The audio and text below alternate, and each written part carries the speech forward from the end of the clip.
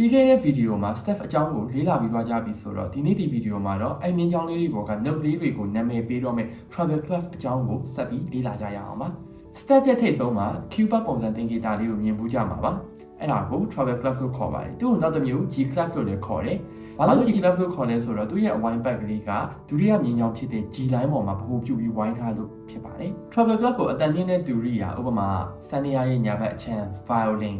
flute စတဲ့သူရိယာတွေမှာအသုံးပြုပါတယ်မြင်းကြောင်းပေါ်မှာရှိတဲ့ note တွေကိုတစ်လုံးချင်းလိုက်မှတ်နေရင်တော်တော်ကြာပါတယ်အဲ့တော့အခုပြသွားမယ့်အင်္ဂလိပ်စာလုံးလေးတွေကိုလိုက်ပြီးတော့မှတ်ကြည့်ပါ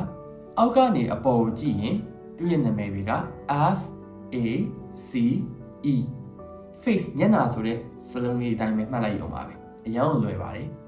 အောက်ကနေအပေါ်ကို E G B D F ဆိုပြီးဖြစ်ပါတယ်ဒါကိုကာယံလေးနဲ့မှတ်မယ်ဆိုရင်တော့ every good boy does fine ဒါမှမဟုတ် every good boy drink Fanta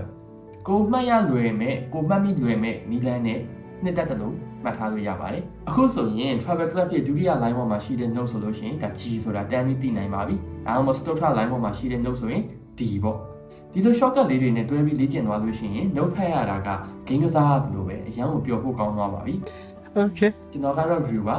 ဒီနေ့ homework အနေနဲ့စာရွက်တစ်ရွက်ပေါ်မှာ staff လေးကိုဆွဲမယ်အဲ့ပေါ်မှာ travel club လေးကိုဆွဲပြီးတော့ fix ဆိုတဲ့